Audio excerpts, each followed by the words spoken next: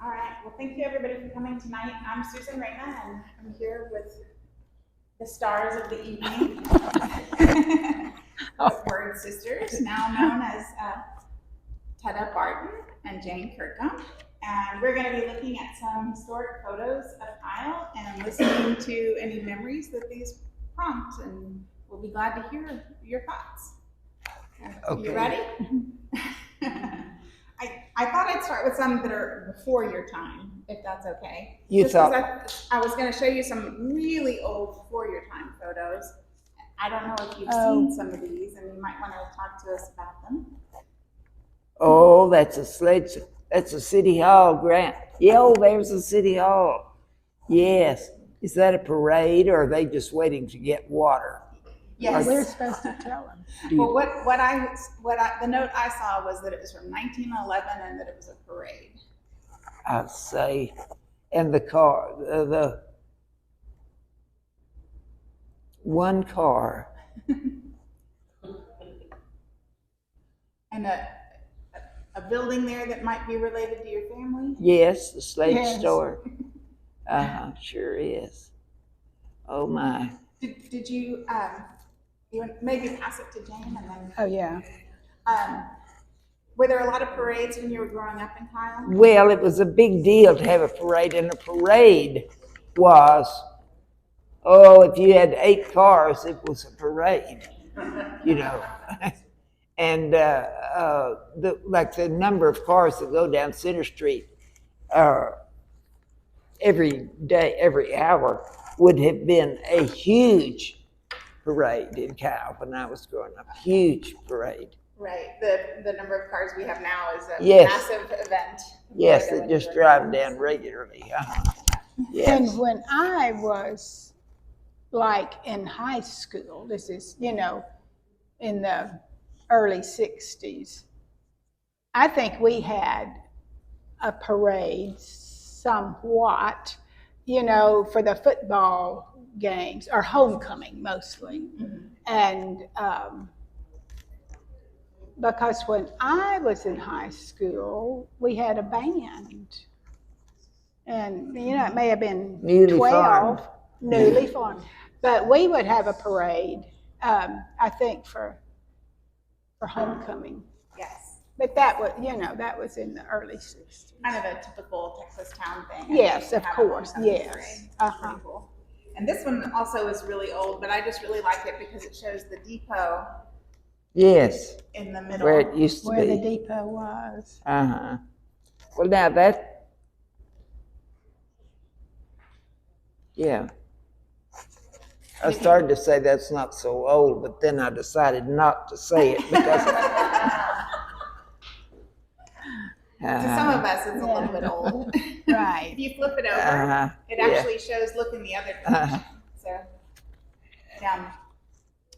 Oh. That's before the streets were paved. I don't remember that. I don't know. Yeah. I do. And this one also is a dual-sided one that I thought. Yes, that was their father's store. Oh, yeah.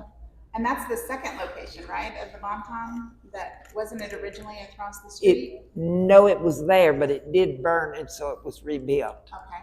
There was a little, what was it? Across the street, a very small candy store. Yeah, but it wasn't. First. When it was where. What did they call it? There was a name for it. But our confectionery, yeah. Confectionery. Our father, the store was always there. He, I believe he added on to it, didn't he, Tut? Didn't he add on to it? When it burned? No, well, yeah. Oh, well, I don't know. What is this? Well, the note that I had said that was the inside, but I didn't know if you could verify that. The inside of the Bonton. I don't think so. Well, that looks like Felice. Well, I can't see. Oh. Well, I don't know. That door looks like it. Did you two spend a lot of time at the Bonton? Or? Oh, yes, I lived there practically, yeah. I'd go there after school and wait till my father went home for dinner and go with him, yeah.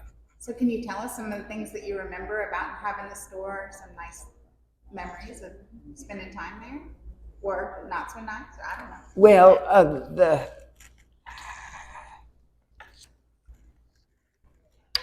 the Bonton was I guess it was the major store in town.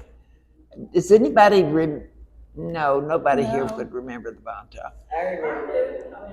Oh, sort of, yeah, you Well, remember right, it was, Yeah, it was not the old one, but whatever. it. Yeah. right, the Bonton, it stayed the Bonton. I mean, they just about, I mean, they used the name, but it was, kind of changed, huh? It had a different owner. It had a different owner, and it was,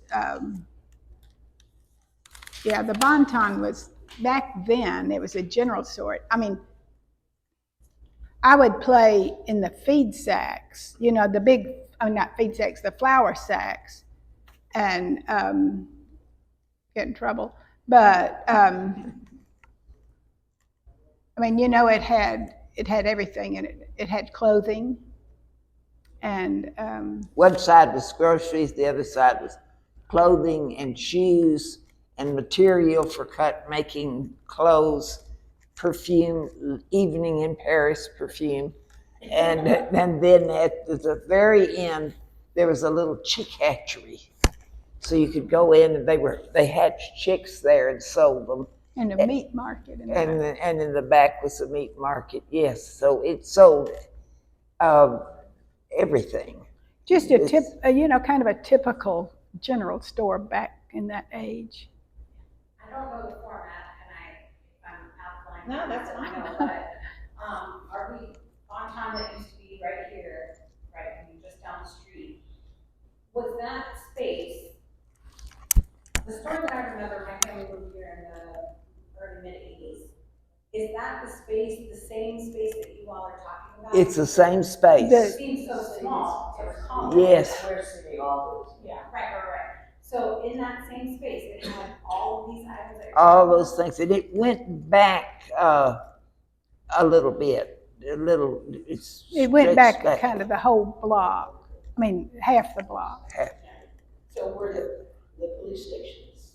Yes, where the police station is. Yes, yeah. And then behind that was where the police station was the Hayes County Implement Company that sold tractors and farm equipment. And there was just a little alley between it, but It was a town where it was very safe. It was very safe to walk day or night for children, adults, anybody. It was a very safe town. There was, I venture to say there was no crime. I mean, I'm sure there was some little petty crime here and there, but I never heard about it. It was very, very safe. Yeah. First, nobody's here. Could you kind of give us an era, time era? Are you talking 1960s? Like when you're 40s and 50s. 40s and 50s? Okay. 40s and 50s. I started And school in 1942, I think. And at that time, one of the things that was on the mind of everybody, unlike, we have had a good many wars since then, and people, especially if you had a son or a husband in it, were interested, but everybody was focused on World War II.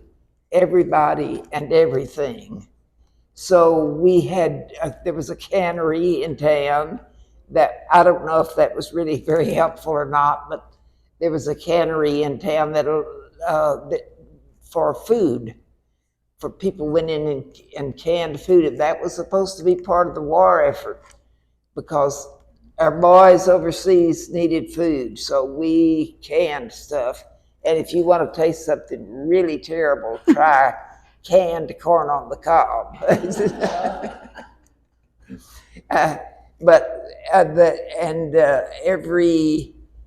all over town, especially in the post office, was a picture of a German soldier, and he was very mean looking, you know, square jawed. It was something that just, when you think of the fact that we had a big German population here, it's embarrassing now to think how they pictured the German soldiers. Big and ugly and square jawed, ready to get you. And the Japanese were equally, you know, squint-eyed and with a gun in their hand. And they were in the post office urging you to buy war stamps and war bonds, and you could buy war stamp for 10 cents. And the cheapest war bond was $18.95. And people were urged to buy them, and they did. People saved their money and bought those because it was all going to the war effort. And everybody was focused on the war. We all knew whose kids were in the war, whose kids were overseas. And every time the telegraph conductor came out of the depot and got in the car, everybody was like this, in case it was a telegram that somebody had been wounded or killed or was missing in action. And that did happen several times. We had some young men from Cal, one that was killed and a couple that were wounded. And it wasn't just a family event, it was a Kyle event. One of ours was missing in action or killed in action. That could happen now, today in Kyle, and most of the people wouldn't even know who it was, but we all knew the families and the young men who went, and we were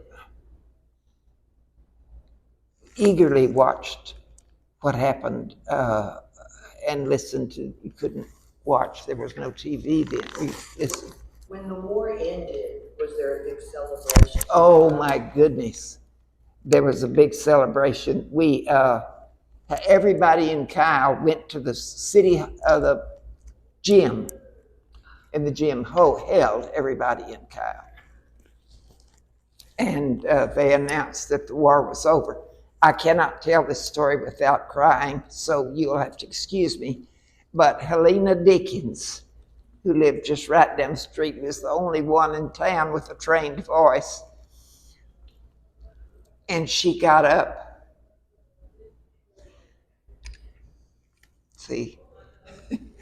and sang "Coming In on a Wing and a Prayer." I don't know if any of you know that song or have heard it or heard of it. It goes something that ends like this. I have one motor gone, but I'll still carry on, coming in on a wing and a prayer. And of course, there wasn't a dry eye in the house like now.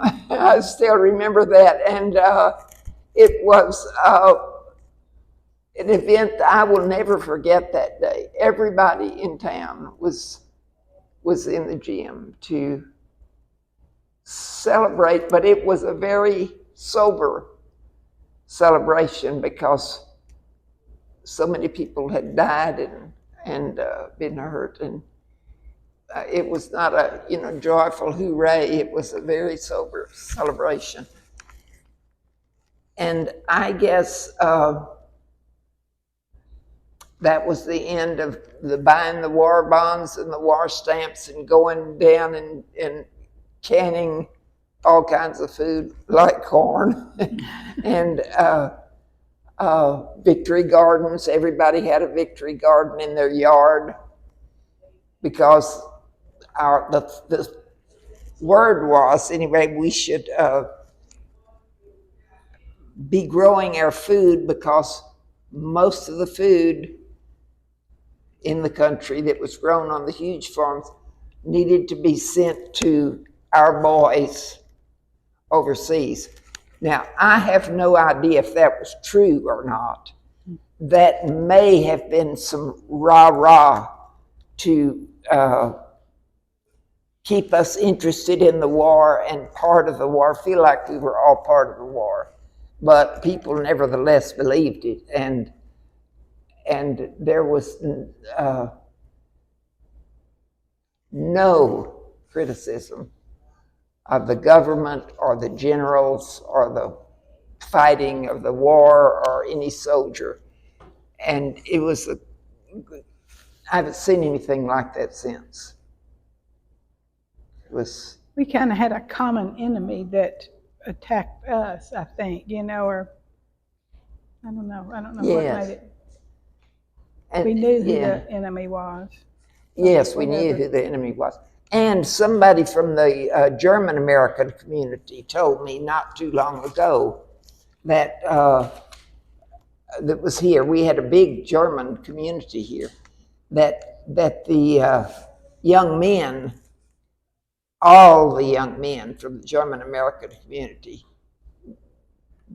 as soon as they graduated from high school, went and volunteered for some armed services, including one woman who was a nurse.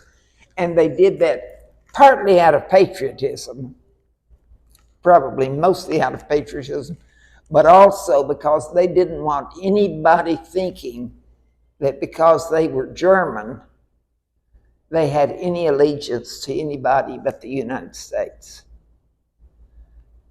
And because we would say things like, those dadgum Germans, or those mean old Germans, without ever thinking, we had a huge German population here. What were we saying? What were we thinking? But it was, they said it too, I think. Yeah, I think Yeah. they were very involved in everything in the community, just, Yeah. completely part of the community. Now, Kyle also had the First Baptist Church in Kyle and the thing that we call the German Baptist Church, which was out where the Emmanuel Baptist Church is now. And when I was 6 years old, that would have been in about 1941 or 2, the First Baptist Church burned in Kyle, burned to the ground. It was at night. And I remember that it was just about a block and a half from where I lived. And everybody went down to watch the huge fire. And the one fire truck they had, came up and pumped all the water they had on it. But it burned absolutely to the ground. It was ashes. And because of some mistake that somebody had made, it was uninsured. It was uninsured. And Ralph Yarborough, who later became a United States Senator, helped the community because we had apparently paid the insurance company had been paid, but the insurance agent hadn't sent the money to the company. He'd kept the money. He kept the money. I guess he thought, well, why not? I mean, I've had it for years and nothing's ever happened. Or I don't know, maybe he just got lackadaisical. I don't know. Anyway, it was not insured. And so it burned, and Kyle did all kinds of things to raise money then. I mean, we sold lemonade at 10 cents a glass. And I think I remember that the new church was built 5 years late. It took several years to raise the money. But I believe it cost $4,000 to build the church that's standing there now, the First Baptist Church. I remember going to church in the city hall. Yes. So it was not rebuilt. Yeah. We went to church. We went to church in the city hall because there was no place else. And then very shortly after that, the Emmanuel Baptist Church burned. They had insurance.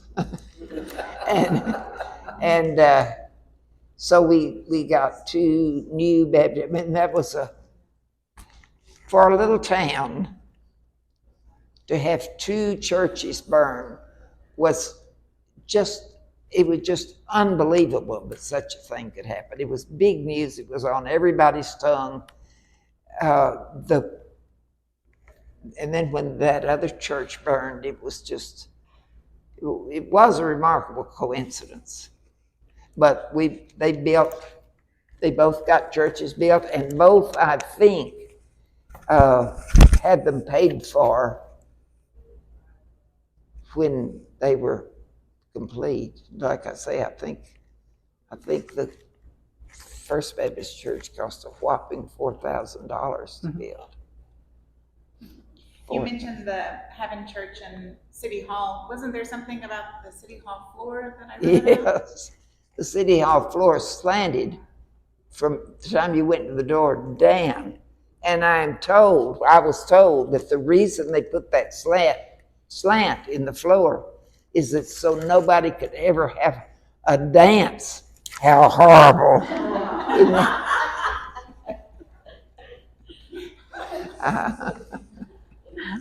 And Jane, did you have a story about when you wanted to go to a dance, maybe? Or Oh, yes. When I was in high school, I was probably maybe a sophomore in high school.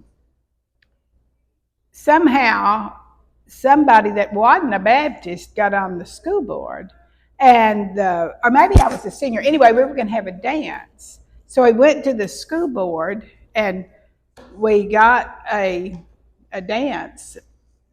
You know, we were able to have a dance. And I think it was really gut-wrenching for all the trustees to go ahead and say yes, because there hadn't been a dance.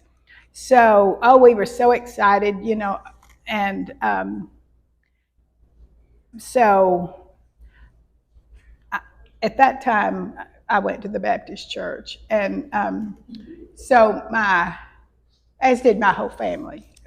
I might add, well, actually, my father and mother got in trouble when I was in the 7th grade for having a Girl Scout, Boy Scout square dance at our house. But anyway, we were so excited about the dance, and this is real mean, but that's never stopped me before. The preacher came to our, Sunday night meeting, and he said, you're going to have a dance, and I need for all of y'all to promise that you won't dance. Fortunately, I wasn't the first one, and I thought, oh, golly, what am I going to do? What am I going to do? And the first one said, okay, I won't dance. And the next one said, well, yes, I'm going to dance.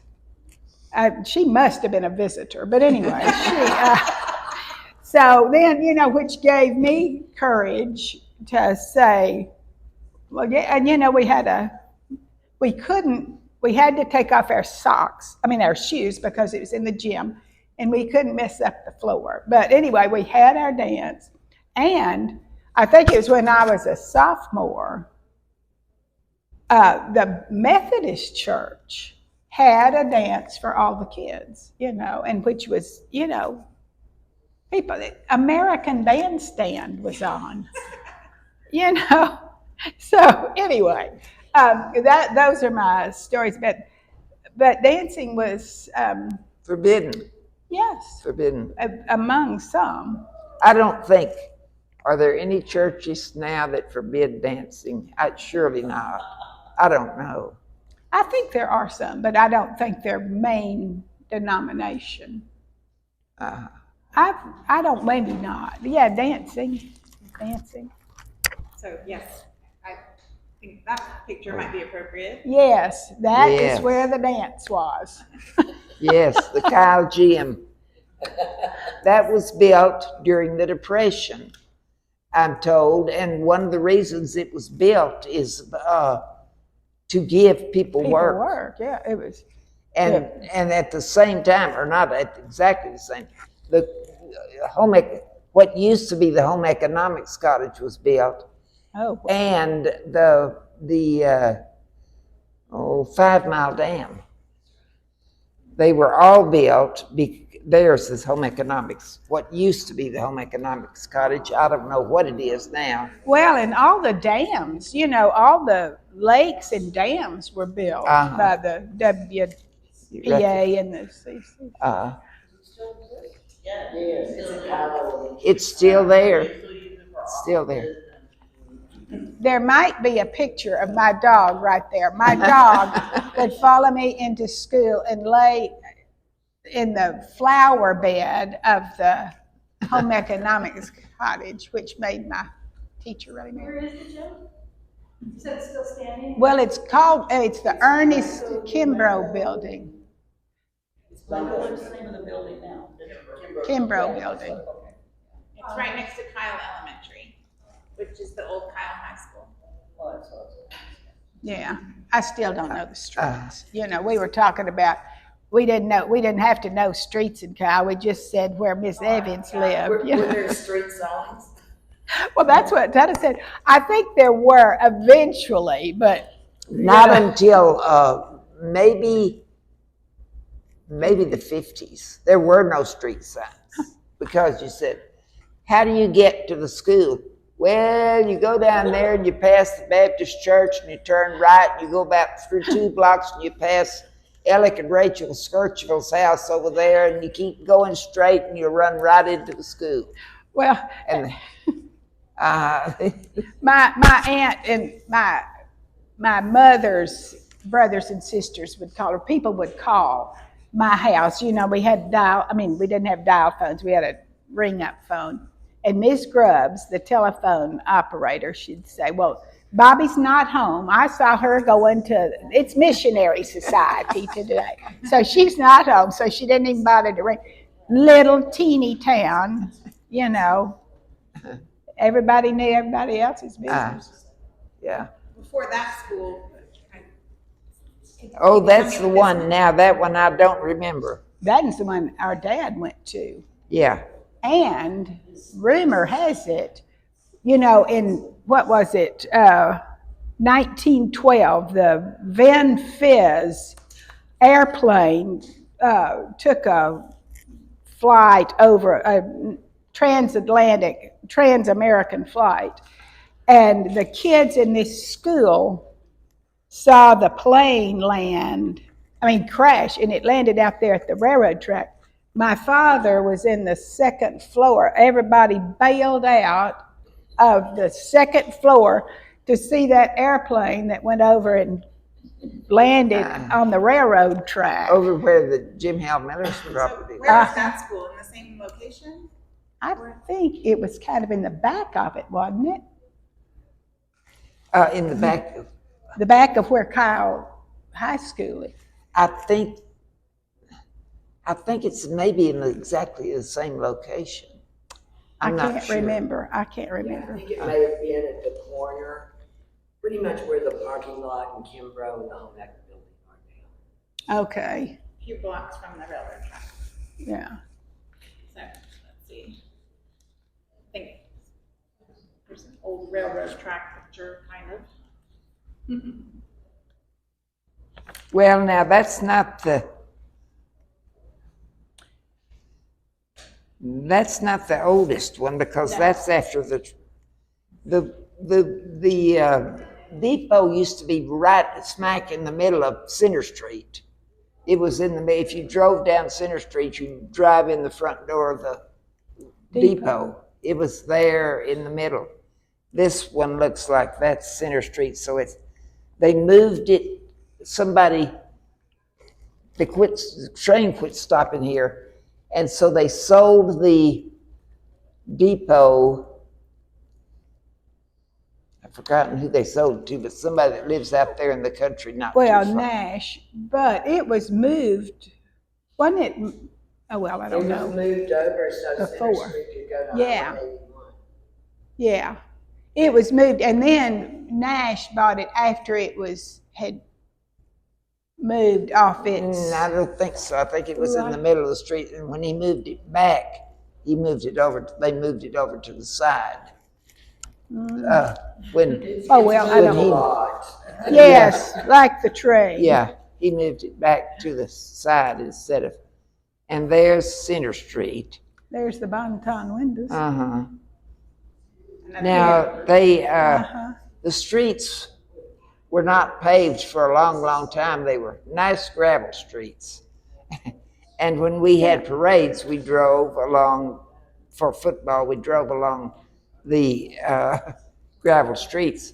It was a big, this is Front Street here, right here, and that's where the city hall is now.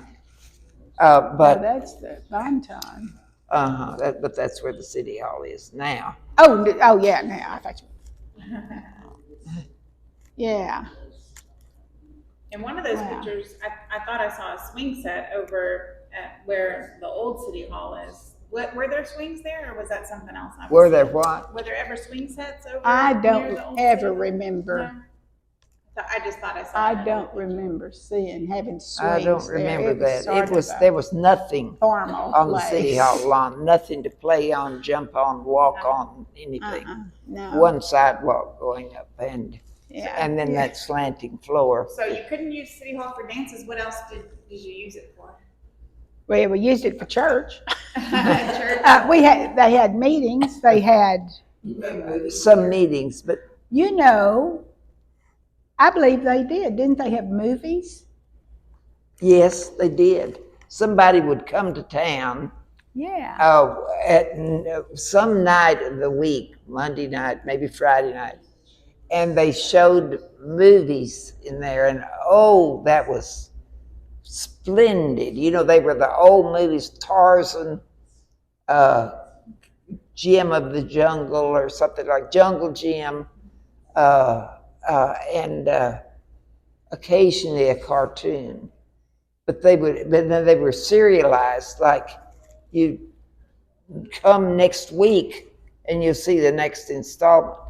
Well, I remember one week that I was maybe 5, 6 years old, and we went down and we watched it, and there was, it was a cliffhanger, a real cliffhanger. Something very exciting was about to happen, and it was da-da-da, and it was over. So you've got to come back the next week and see what happens. I couldn't wait till the next week. But when I got there, it was another movie entirely. So I never did find out what happened to it. That was the movie experience. I mean, that was it. Movies in the city hall. How often did you travel to bigger towns, especially regarding entertainment or really for anything else? Well, my mother loved to shop, and so we went to Austin probably once every 2 weeks or something like that. Wow. And we would go to Austin, and we would go in every store. Scarborough's was there. It was a big store. It was there on the corner, and next to it was Duke and Ayers, and next to it was another clothing store, all the way up and down. And we would go in walk up and down the streets, go in every store, and sometimes buy something and sometimes not. But we could never buy anything until we'd seen everything Right. for sale in Austin. But the smaller towns, Lockhart, they were big.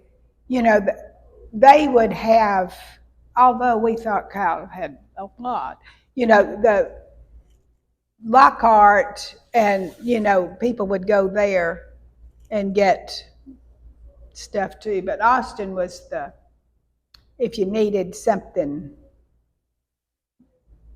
that, you couldn't get. Austin was the place to go, but you didn't go very often. Well, now, What street were those for? Was it Congress. Congress. Uh-huh. That And there was was San Marcos. There were several clothing stores in San Marcos, but they were not quite as well. There weren't nearly as many in San Marcos as there were in Austin, for one thing. And my mother, at least, didn't think they were quite good enough for her. So she, You know, I remember when we would go to Austin, we would go down, I guess 81 and then turn on to wherever South Congress turns. There wasn't 35. And there was a carnation thing, milk, but dairy, yes.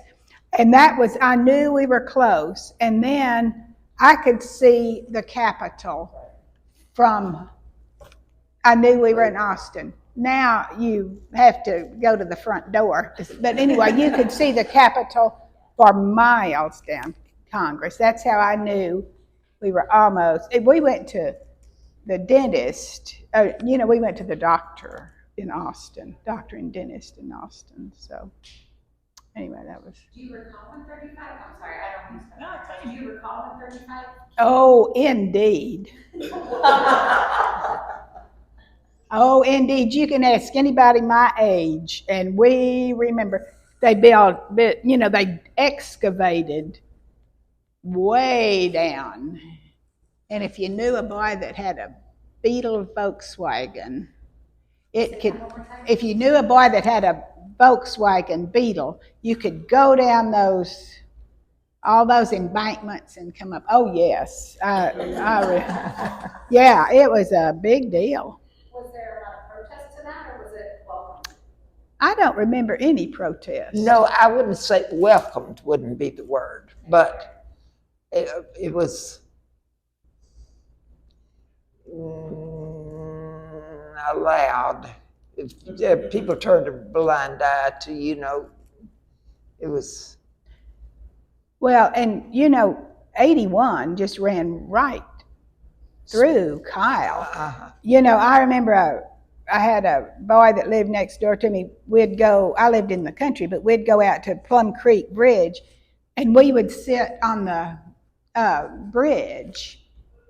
I was in third grade. He had just moved there. And we'd sit there and wait to see an 18-wheeler come. And then we'd do this, and the 18-wheeler would blow, and it was the biggest thrill. And the other day, I started to count the 18-wheelers. I counted between here and San Marcos, and I couldn't count that high. But that's how, and I don't want to, yeah, that's it. But the 35 was, 81 had by then gotten a little congested, maybe. But it was a big road. It had 3 lanes. Yeah. Did that save you a lot of time going to Austin? How long did it take you before and after, do you know? Not very much difference, really. No. Not really. There wasn't nearly the traffic. And so I read some about women driving. Would your mom drive you to Oh, Austin? yes. Our mother drove. But not everybody did. A lot of women didn't. A lot of women didn't, but Mother was I wouldn't say a modern woman by any means. well, for that time she was. For that time, Right. Sort of. But she was not exactly independent, but she didn't grow up here. She grew up somewhere. She had gone to college and come back to teach. And, she anyway. definitely had ideas of her own. She did. Where was she from? She was from Taylor. Could you tell us who your mother was and how, I gather you're related to the Sledge family? Yes. Now, not by my mother's side. My father was, his mother was Mamie Sledge, who was R.J. Sledge's daughter, and then R.J. Sr. he also, the Sledges came here probably in 1870. And that's who my father was descended from on his mother's side. And then the Words, which is our maiden name, came in about 1860 after the Civil War. to Martindale, and they kind of settled in Martindale, and they had McGee Cross. Anyway, they settled in Hays County. They both of my father's parents came to the Hays County area in 1860s and 70s. This land where we are right now belonged to our great-grandfather. And that big white house right around the corner, the Sledge house, was, I think that, there it is. There it is. That was built in 1912, as was the house next door to it. That might be our father out in the front yard there. I don't. I was thinking that might have been no, it's not, the other house, the first Sledge house. It was back a little bit, yeah. Yeah. So y'all knew everyone in town back in those days, right? Yes. Here's another somewhat recent photo, I guess. Yeah. Oh, yeah. It's got a car in it. I'd say that's in the 60s, maybe. What does that say? Citizen Statement. Yeah, that was in the probably 50s or 60s. Denorio's Grocery there. Yeah, that's and in the Tedley, Dr. the Tedley. drugstore. There was does anybody here, can anybody besides us remember Dr. Tedley? Do you remember Dr. Tedley? There's somebody else that remembers him. He was I remember the building. He was a very eccentric man. He delivered babies in their cars. They drove up to the door of the drugstore. He lived upstairs. He would come down, deliver a baby in the car. And I don't know what he charged for that, maybe $10, or something like that. And the drugstore reeked, I will say is the only word, of all kinds of different medicines and dust and old magazines. Filthy. And it was, but I guess, and I noticed that his collars were always very badly frayed and his wrist things very badly frayed. So I'm sure he had very, very little money. But he was the only doctor in town. Our family never did see him professionally as a doctor, although I suspect he was not a bad doctor. But if you don't count not being particularly clean, it's part of, Yeah. But what I remember is that he had funny books in there, and I could go in there and sit down on the floor and read funny books, and then they cost a dime at the time. I think they cost $2 an hour, maybe $5. And I could pick out read around and pick out a comic book and take if I was lucky enough to have 10 cents, and buy a comic book. That was a big deal to buy a comic, have my very own comic book. But I could buy one maybe every 2 weeks, a 10-cent comic book, maybe every 2 weeks. And that was an extravagance. That was more money than most of my friends had. Money, I don't know, there might be a few people here that remember when money was not a plentiful thing, certainly not during the 30s. I can't remember much about the 30s, or 40s, or 50s. It was only in the 60s that money got to be sort of plentiful and people had money, but gasoline, I recall, was 13 cents a gallon. That was for premium. And I don't know how I happened to remember that, but very few kids had their own cars. I had one that was sort of my car because I took Jane and Nancy to school every day. It wasn't really my car, but I got to use it, and most of the time.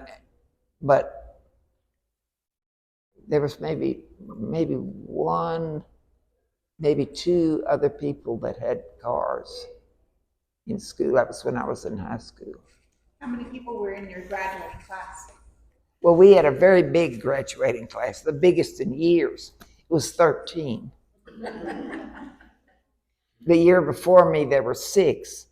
And the year after me, I think there were it's another big class of 8 or 9. When Tutta graduated, was I in 2nd grade or 3rd? Anyway, 1st or 2nd or 3rd grade. When I was in 3rd grade, the Korean War started, and Gary Air Force Base opened up, and new kids came to Kyle. You know, they didn't have housing or whatever. And all these kids that had lived in England and had, came to our school. I don't know if that was part of her graduating class, but they didn't stay long. And, but that made, classes grow for a while. Mm-hmm. So. Mm-hmm. How did you get money for the 10 cents for comics? Did you do chores? You get an allowance? I got an allowance of 25 cents a week. So if I made a 10-cent purchase, it was pretty big, Yeah. I had a question about the schools. Do you remember when the schools were integrated and what that experience was like? Yes, I do. But I was out of school. I went to school. There was no black person went to school. That was unthinkable. And most of the Hispanic kids went to, there was a Hispanic school, a black school, and the regular school. Now, most of the Hispanic kids went to the Hispanic school because they went off and they were picking fruit and didn't come in till like the last of October or something like that. Yeah, sometime December. And that would have just left them hopelessly behind. So I think no one would have objected if the Hispanic students had come to our school here downtown, but it would have been way too difficult. A few families did not, the Barreras, the Mendez, a few did not go off and pick cotton, so they did go to the other school, which I suspect was a better education because it was 9 months long, and the Hispanic school was more like 7 or 6 or 7, because they left early to go pick again and didn't come in. In fact, they'd leave in April and wouldn't come back until October. They go to the valley. What's that? They go to the valley? Where No, they went up north. They went north. They picked in Montana. Michigan, yeah. But Yeah. Our other sister, when she told me, I called her, and when she was in there were always Hispanic kids in my class. Now sometimes we had a class that would, they were a little behind or something. there were many in my class, but then the ones who were more migrant sometimes we'd have 2 first grades or whatever. But I always went to school with the Hispanic kids. Always went to school with me when my sister was in 4th grade. So I think it must have been when I was in 1st grade. But I remember when our school integrated, and there were very few black kids going. I had 2 in my class, and for us, it was no problem. I don't know, he didn't. The boy and girl who were in my class, I don't know what they did for friends. I mean, we were all, because we were such a small group, I feel like, there was not, he was on the football team, he came to the parties at our houses, and she dropped out soon but anyway, because it was, and this is awful to say, but there was just one, and he was, I don't know why it was not a big deal. The town, I don't know, or it was not made a big deal of where I was around. When we integrated, when the blacks came and they came. It was just that, these black kids are coming, and that's all there was to it. And it didn't, it was. Yeah, there was no fuss about it. Nobody raised an eyebrow as far as I know. And this was, let me see, when was Little Rock? Was that in 59? Because it was after that. I think it was about in 61, maybe 60 or 61, when Kyle integrated. And it was, I know, the boy that was in our class was a good football player. And I remember the coach or the boys or some, saying there might have been a little tension. And I remember, after a football game, the boys would stop and get something, and they wouldn't let the black kid in. And so all the boys just left, he could eat on the bus, but they, he was their team. So for us, it was easy. And it was, I hate to say this, maybe it was because the white people weren't overwhelmed or whatever, but I don't know. I don't know what it was. We weren't any better than anybody. We weren't any nicer than anybody, but for some reason it was easy for us, and it just wasn't, a big deal. Where were the schools? San Marcos, weren't they? So if you lived in Kyle, you traveled to The Tutta Barton, schools. was it Tutta Barton, the black school? But weren't the schools in San Marcos? They went to San Marcos. Oh, they were here. But what about the migrants? They were here too. If they went to school. The migrant ones? What do you mean? If they went to school, what? Hispanics. If they were immigrants. Her question was, where was the Mexican school and the black school located in Kyle? If there was. I think there may have been a school for the Mexican children here, but the blacks I know went to San Marcos. There was a school for the Hispanic children for a very long time, but that was because they were not here all year long. Right. No, she's just saying the location. Oh, it was where, where the,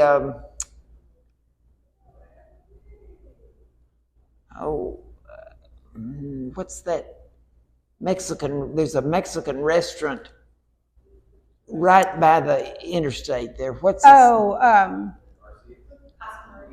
yes, Casa Maria. What? Casa Maria. Casa Maria. It was right in there. Right in there. Oh, I didn't know that. Right in there. And that's also where the disc, Yeah, that's what, that's where we had the Dies Essays every year. The Dies Essays was a big deal. for everybody. That's let's see, Mexico's independence from Spain, I think. Is that right? And there was a huge celebration. I think there's still a celebration. It's not. Oh, yeah. It was everybody went to the Dies Essays. I mean, everybody. And you know, you could eat Mexican food. You could go around and see if you could toss your little round thing onto a rabbit's head, and games, Carnival you know. games. And main thing was eating the Mexican food that I remember. That was so good, and the games that were played. And then there were dances, and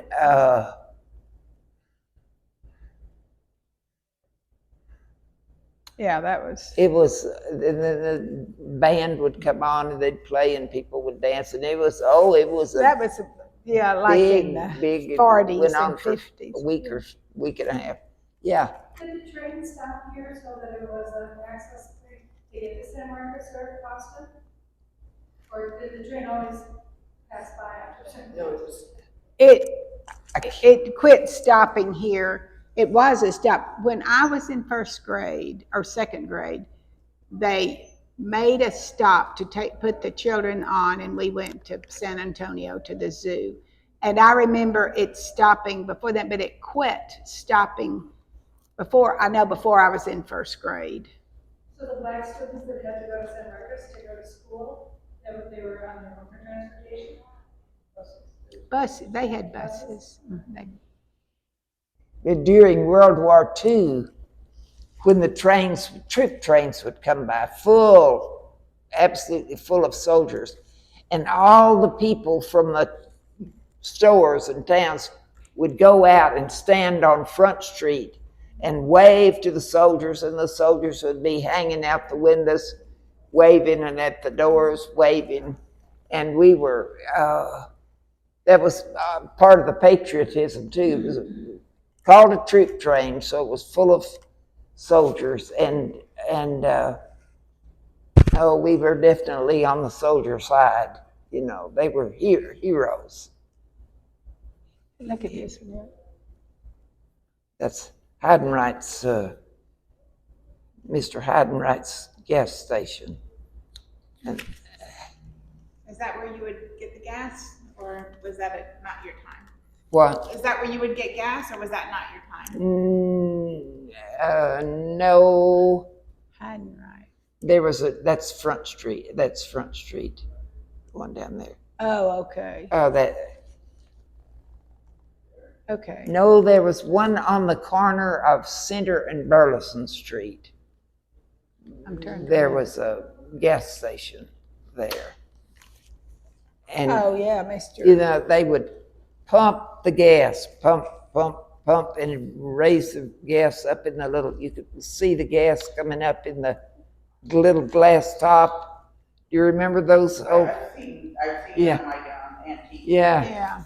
And you pump it up, and then you pick it up and put in your gas tank and fill your gas tank. And that's when I remember it being 13 cents a gallon. You do it yourself, or was full service? Well, It was full.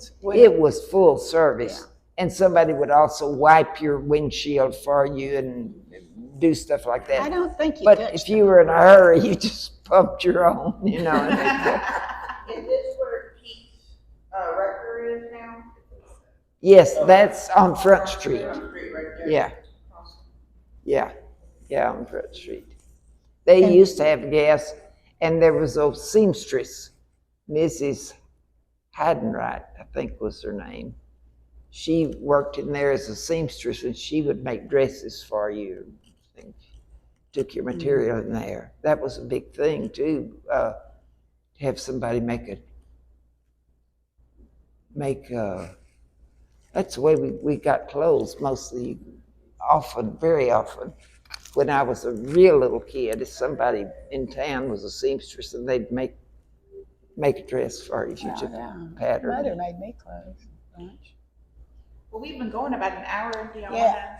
Oh, okay, well, Well, were there some things I saw you brought some notes. Were there some other things you I wanted to say? did, let's see, if there's anything that I was going to say, um,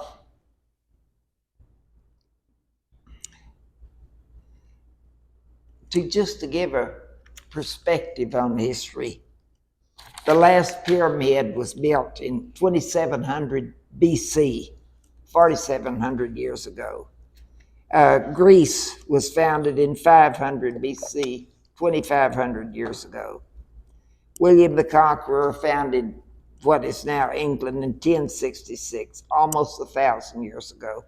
And we're talking about 145 years ago, the cow started. So it's a baby.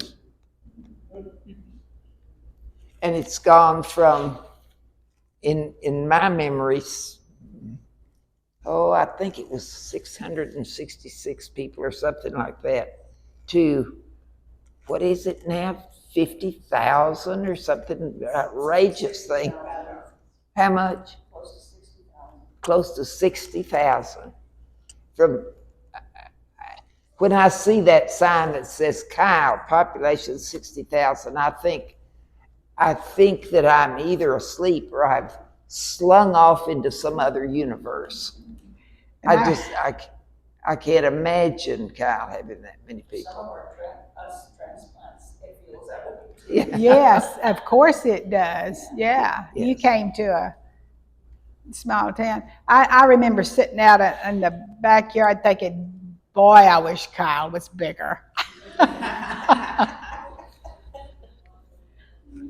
So I did want to say our middle sister, I called her because I couldn't remember, the present Kyle Elementary, just that one building. Both Tutta and Nancy, that's the only school they went to.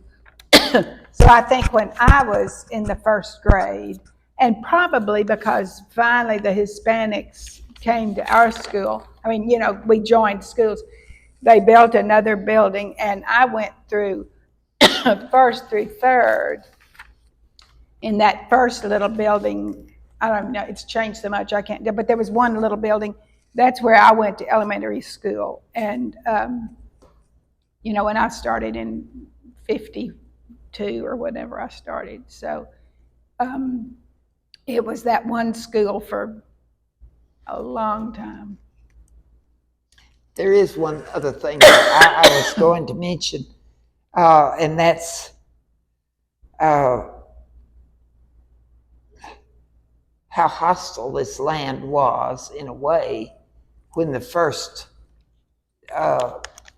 European settlers came here. And we say hostile, and we think of Indians as hostile now, but it isn't very hard to imagine why they would be hostile. This is the land they had been on for generations after generation after generation, many generations, and then it was suddenly taken without their permission or even, do you mind, or how about it, by strangers. And these were strangers that had odd-colored skin color, odd-color eyes, odd-color habits, and of course they didn't know what to do, didn't know what to think, and couldn't imagine that anybody would believe or think for a minute that a human being could own land. The land belonged to itself. It belonged to the Great Spirit, and the Great Spirit.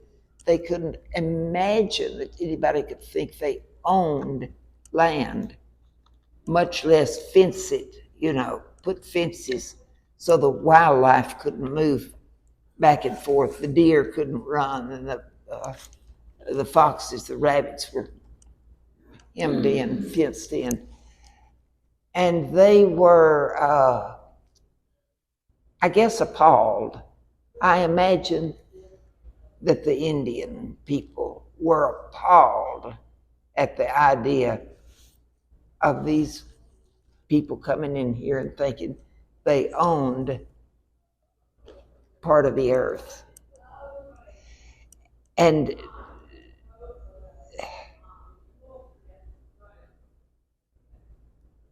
furthermore, they came in with strange weapons, and they were not weapons of valor, because you didn't fight hand to hand with them, or it didn't take much skill to do a bow and arrow.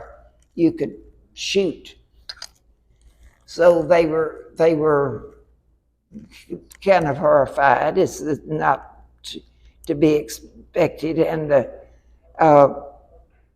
sacred places, their sacred places, their campsites, their hunting grounds were confiscated, just taken without any thought that it belonged to somebody else, and certainly without permission. And they made it their own.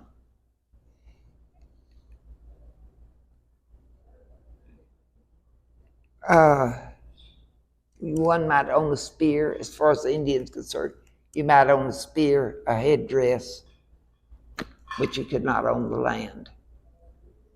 So that land belonged to the Great Spirit, and they could not understand the idea of people owning, thinking that they owned land.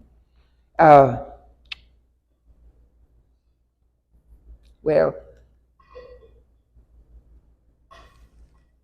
they were soon outnumbered, and they were treated worse than some animals are treated.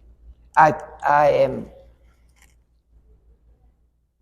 have some heart hurts about how we treated the Indians that lived here when our ancestors came, both from Spain and from England. Nobody treated the Indians very well.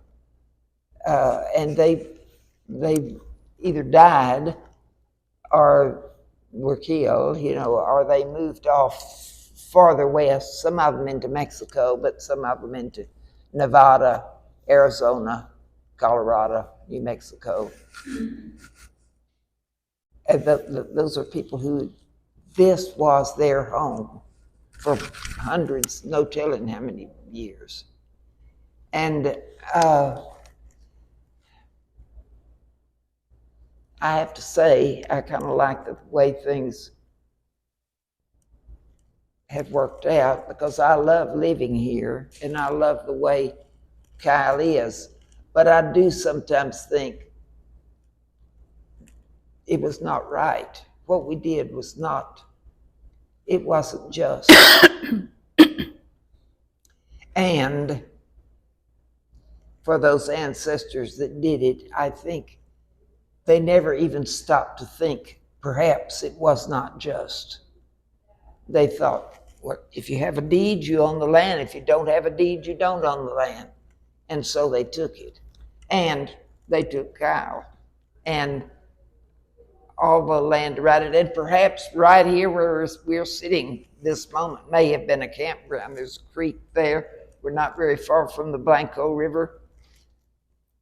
You can still find arrowheads if you look hard and you're wandering around here.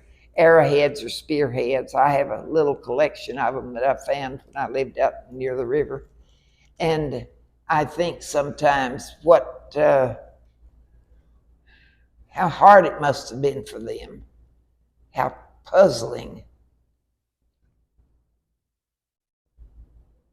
and how heartbreaking it must have been for them to lose the place where they lived and the land where they lived. And no real attempt, I think, was made by the Spanish people or the Anglo people to get along with the Indians. It just seemed impossible, because they became more hostile and more, the Indians did, more hostile.